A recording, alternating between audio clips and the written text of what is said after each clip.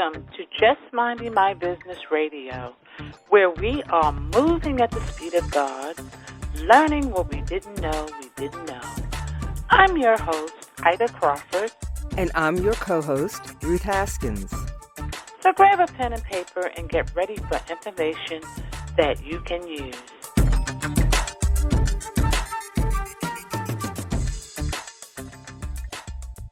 Welcome to Just Minding My Business Media, LLC. The difference between the impossible and the possible lies in a person's determination. Tommy Lasorda.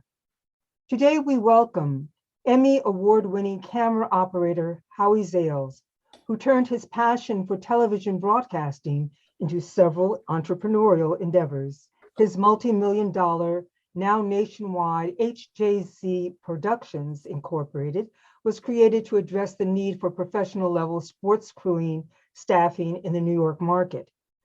Viridity Entertainment Services Incorporated, or VES for short, was founded in 2019 and initially focused on staffing in non-union markets.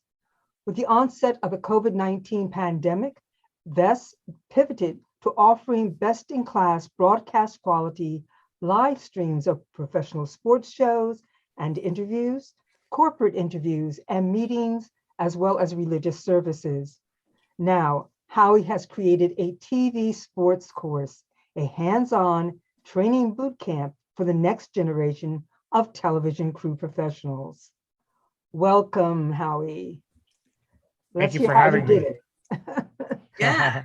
Welcome. This is definitely an interest of ours because we do a lot of live streaming. We do TV as well. So we are ready to learn from you. So Excellent. How did all of this begin? So in high school, I needed an elective to finish out my coursework. And this one course, TV production class, had a trip to NBC studios and a tour of 30 Rock and to watch a TV show being taped. So as an 11th grader, how bad could that be, right? An easy A. And I figured I'd combine my love of sports and maybe TV. And I was hooked from the first day. And I only, applied to colleges that had television programs and TV stations. And I knew exactly what I wanted to do, combine my love of sports and my new passion, television. Definitely sports. I played baseball, basketball growing up competitively, and I wanted to play professional baseball. So that was like my main focus and drive. And then we would go to hockey, basketball, and baseball games a lot. And I'd always watch the camera operators and wonder what they were doing and things like that. So it piqued an interest. And I had family members that were photographers, professional photographers. So it's kind of in the blood. Absolutely. So tell us about the program that you have and how people are engaging. What do you actually provide? Let's put it that way. For our course? Yes, the courses. Yeah. So there's no training ground for our industry. A lot of it is on the job learning, on the job training. There's no school to go to. You learn in college about television, but you don't learn how to, if you want to be a camera operator, how to shoot a baseball game. So what we came up with, I wrote a book and designed a course to teach the, kids that don't want to go to college, or just kids coming out of college, how to break into the television production or the sports television business and entertainment business. And from the second you park your car to the second you get in your car, no matter what position you're doing, we've outlined your daily responsibilities on the job site. And if you're going to be a camera operator, we outlined how to shoot baseball, basketball, soccer, hockey, and boxing from every camera position. And in the course, we teach the kids how to talk to clients, who the clients are, how to contact them, how to stay in contact with them, how to deal with people professionally. And then we bring in the equipment and teach them how to use the equipment. So the first time they're seeing cameras and cables and monitors is not the first time they're on the job site. And we, along with the course, developed a 6-month mentorship, but because of COVID, that part of the program kind of got squashed, and we're hoping to revisit that in the next year or so. So many people, we watch television, we watch news programs, and you're talking about training people to be able to step into the profession, having a knowledge of what goes on the floor of filming. Can you briefly walk our listeners through what they're not seeing? Yeah, sure. So from a camera person's perspective, all sports is a formula, the way it's shot. For example, if you're shooting a football game and you're one of the cameras that's up high, cameras 1, 2, or 3, if the ball is between the goal line and the 20 and is going left to right, you have one set of responsibilities. If the ball's on the other 20 yards goal line to 20 and coming your way, you have a completely different set of responsibilities. So you have to have your head in the game, so to speak. You have to be aware of what's going on, where the ball is, what team has the ball, and what the storylines are, and who the hero of the play is and who is not the hero of the play. Because as soon as the hero of the play is over, you always see the camera cut change. So you have to always be thinking ahead. What's my next shot? What's on now? What can I sell the director so they use my camera? That's tremendous. We don't get that at all. We're just busy watching what's going on in front of us. But the enormity of what goes on behind the scenes, I think is fascinating. I wouldn't want to be in that position. I would not. I'm going to tell you honestly, that would not be my space.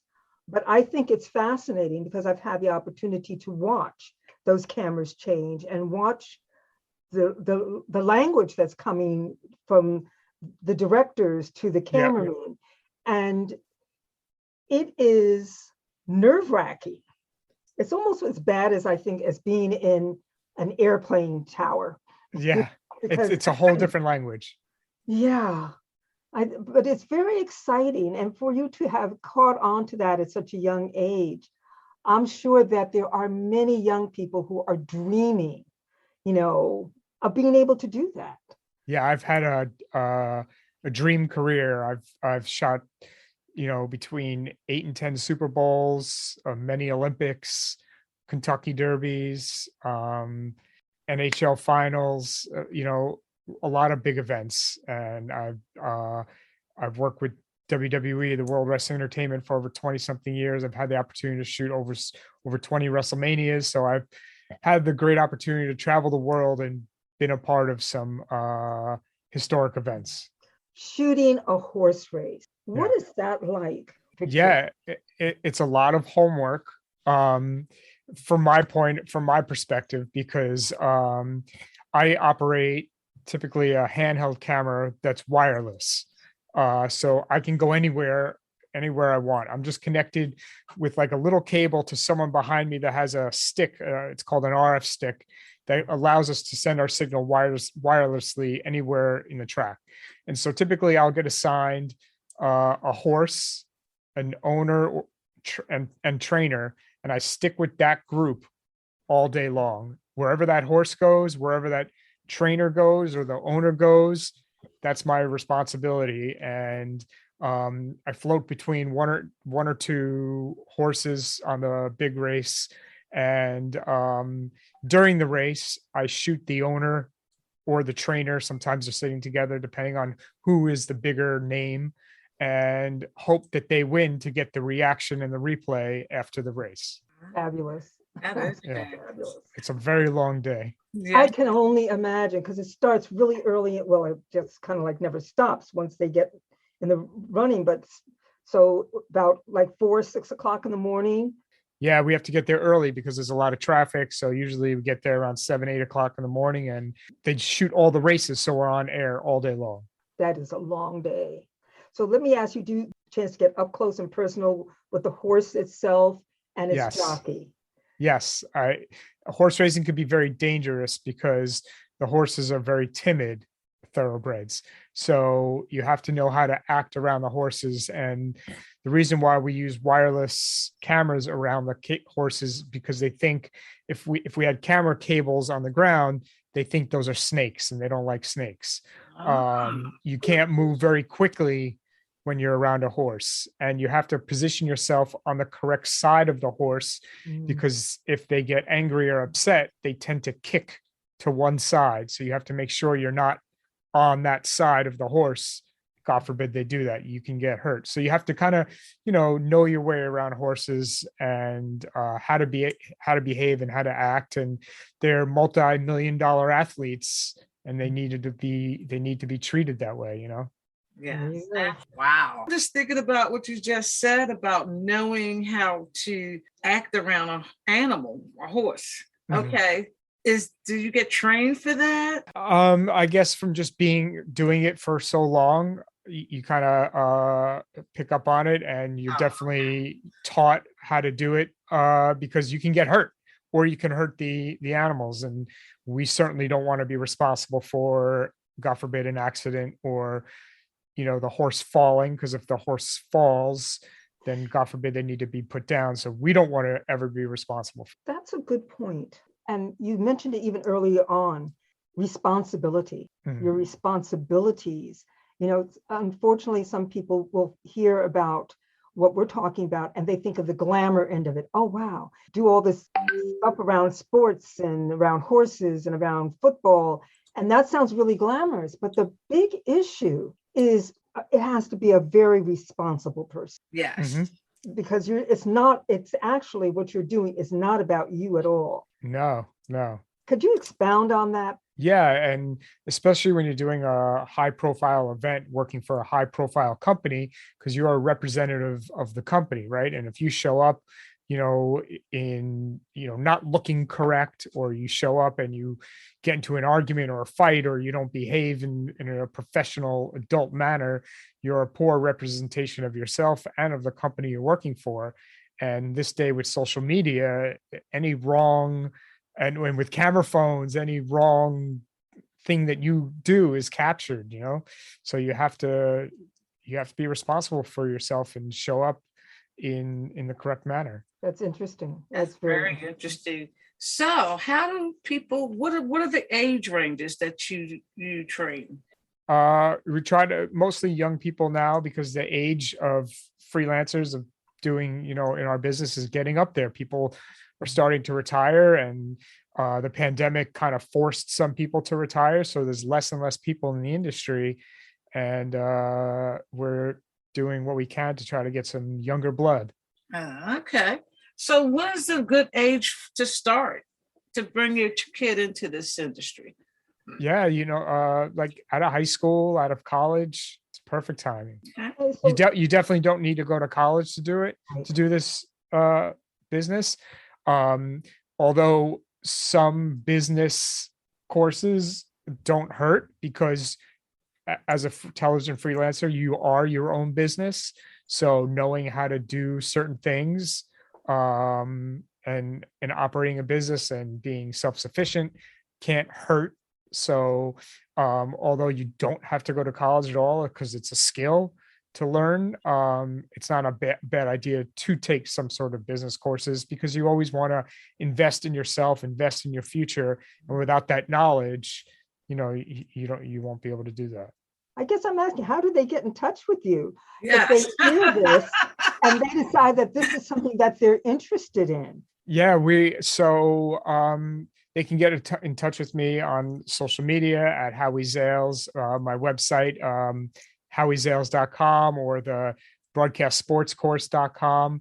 And we're just about to launch a new podcast, which is going to be around the television production industry, where we're going to interview all different crew people. It's gonna be called TV Crew Talk, and where we're going to give a lot of information about how to get into the business, talk about the business, get younger people excited about the business, and try to get some, through that way, try to get some new blood into the business. Fabulous, because it is exciting. It is an exciting business.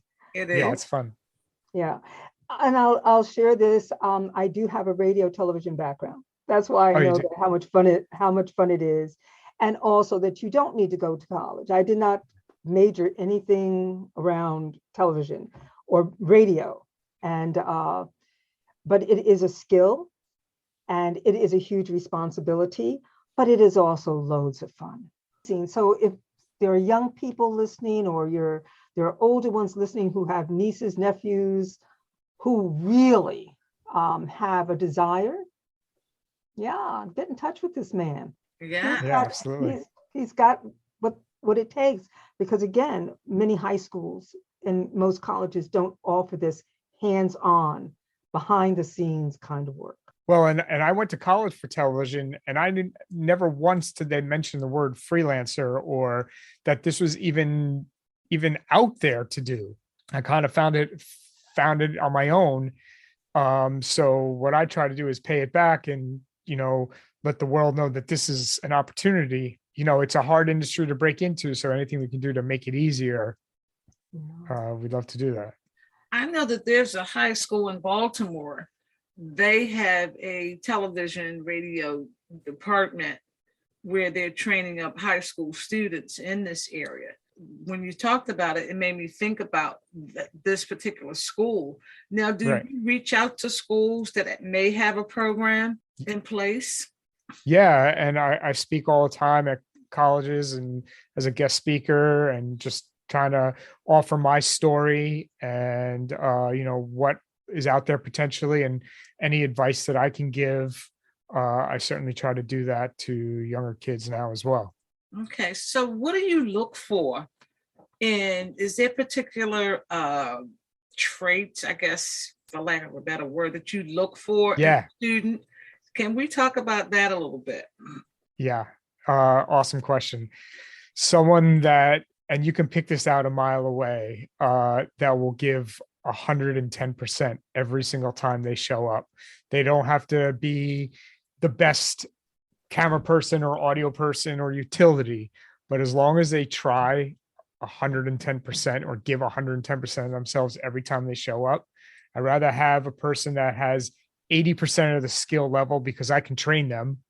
Mm-hmm. But as long as they have the attitude, that's all that matters. Yes. Attitude is 99.9% of everything. Yes. Yep. Yes. That I talked to my son about that, because he likes art. And I'm like, don't worry about having experience. Have enthusiasm. Mm-hmm. Show that you really want to do this. Don't go in with the attitude, that's not my job. Do it all. Right. Whatever's asked of you. Because at the end of the day, it's going to be growth and learning for you, no matter what it is. So I like what you just said. So people want to actually enroll in your program. They should go to your website or. Yep. Okay. Yeah. HowieZales.com, which is kind of like our company's family of websites. And then, the broadcast sports course is the website for the course. And then we have our business, Viridity Entertainment, or VES, which is our live stream business, which is also under that umbrella of HowieZales.com. Okay. All right.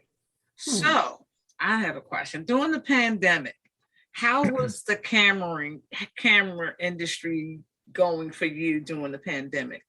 Yeah, March 11th, 2020, everything shut down. We had to cancel everyone that we had booked for us. We like a lot of other businesses had nothing. So I kind of thought, what are we going to do for income? I was thinking, I knew this live stream thing was out there, but a few years down the road. So I did some research, and I met this guy, Jamie, who had gotten into live streaming, and we hit it off and we talked. And then I talked to the rabbi at the temple I go to. I was like, Brian, we're not going to be able to do the services in September or even weekly how we used to be able to do them. We need to buy these types of cameras. We need this, we need that.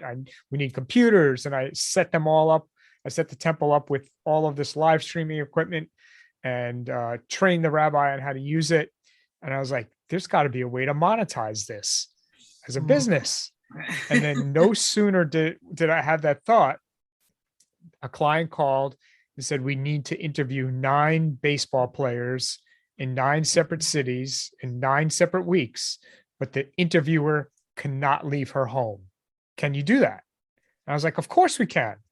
So I hung up the phone. I told my wife, Jenny, the story, and I'm like, I have no idea how we're going to do it, but we will figure it out. And we did, and we built the business around it. Yes. Fabulous.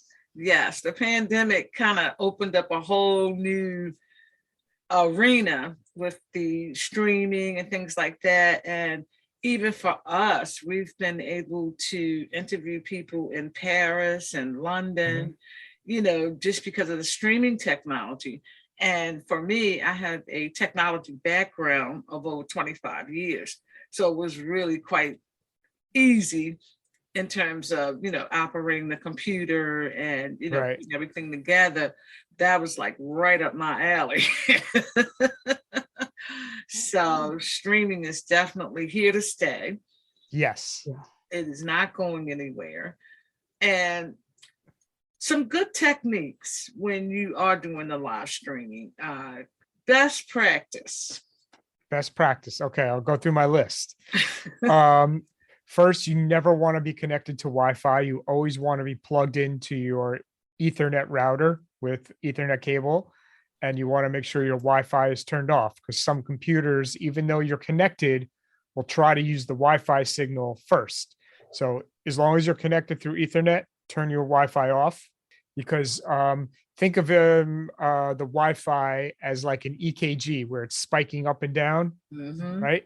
If you're on Ethernet, it's just going to be one continuous, straight, even signal.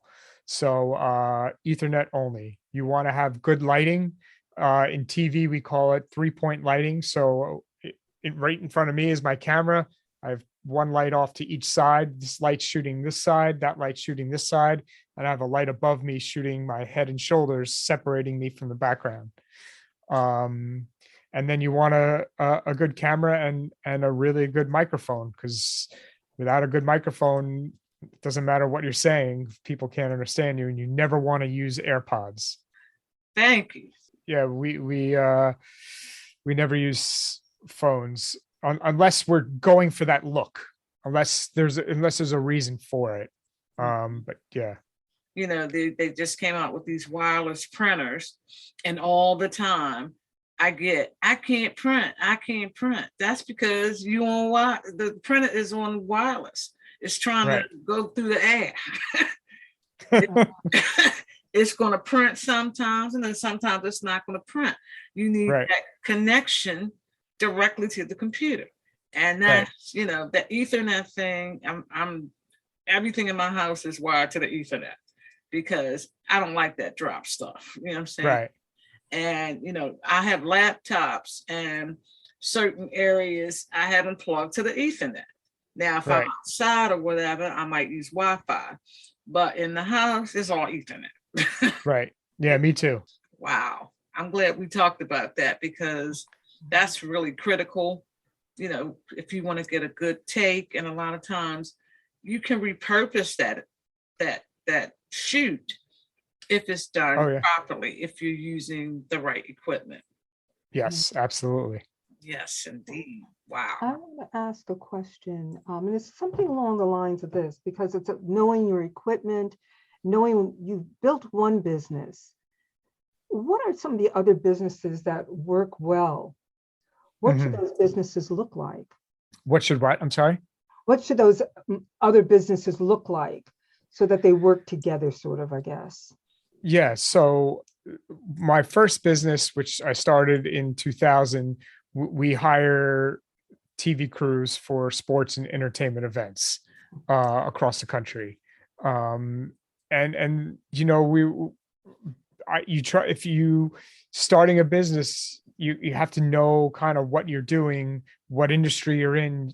So for me, I was looking for other businesses that would make sense that I wouldn't have to first learn about the industry. What can I do in my industry that could that I could pick up quickly? And because of my first business, I was able to self-fund my second business and didn't have to, go borrow money to start that business, because it was